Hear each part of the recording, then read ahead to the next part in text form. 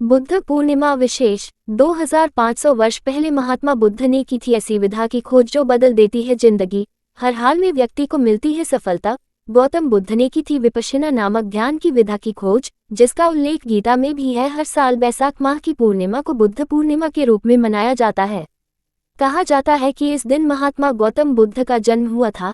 इसी दिन बोधि वृक्ष के नीचे उन्हें ज्ञान की प्राप्ति हुई थी और इसी दिन उनका महानिर्वाण भी हुआ था। बुद्ध पूर्णिमा को बौद्ध अनुयायी विशेष पर्व के रूप में मनाते हैं। हिंदुओं में भगवान बुद्ध को विष्णु भगवान का अवतार माना जाता है, इसलिए इस दिन भगवान विष्णु की पूजा का विधान है। साथ ही इस दिन गंगा स्नान का विशेष महत्व है। आज 18 मई को बुद्ध पूर्णिमा है।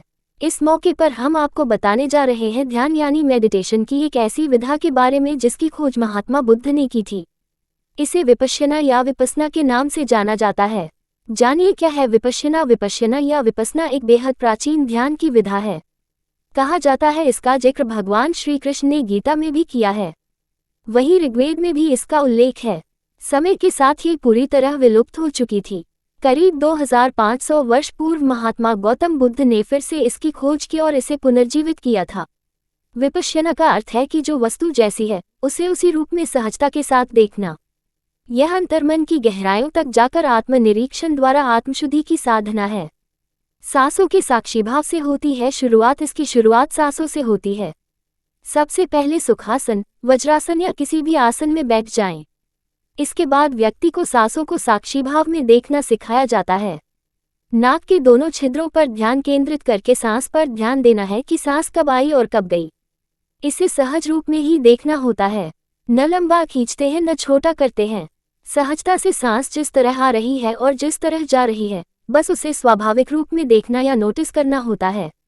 इस बीच यदि किसी तरह का विचार आता है तो उसे आने दें और फिर से ध्यान सांसों पर टिका ले। धीरे धीरे शरीर की हर गतिविधि पर नजर। जब सांसों पर आपका ध्यान रुकने लगता है तब आगे की प्रक्रिया सिखाते हैं।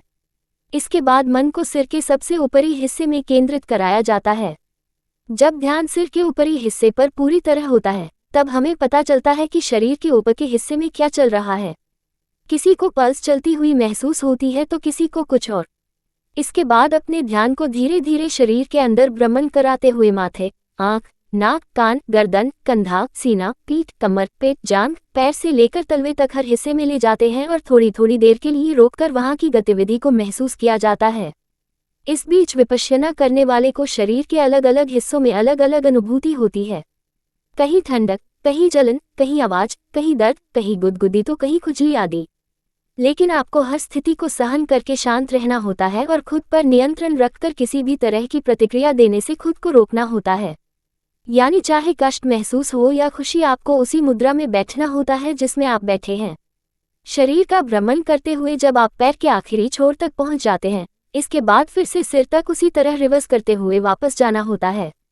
सिर से पैर तक जाने के बाद व्यक्ति जब पैर से सिर तक वापस आ जाता है तब इसे विपश्यना का एक चक्कर माना जाता है। अंत में मंगल मायत्री। धीरे धीरे हम अभ्यास करते हुए शरीर के अंदर बारीकी से भ्रमण करना सीख जाते हैं।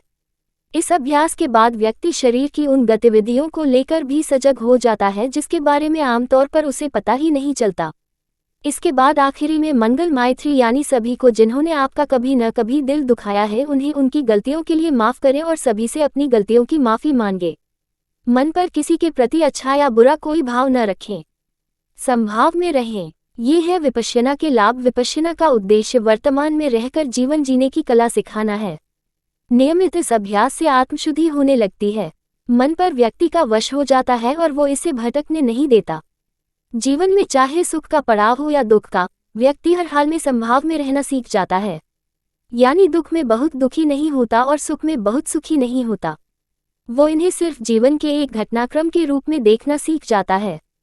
व्यक्ति की एकाग्रता बढ़ती है और बड़ी से बड़ी मुश्किल में भी वो विचलित नहीं होता। साथ ही बड़ी से बड़ी खुशी में अति उत्साहित नहीं होता। जीवन में सुख दुख का तालमेल बैठाना सीखकर वर्तमान में जीना सीख जाता है। वो जिस काम में लगता है उसमें सफलता हर हाल में प्राप्त करता है।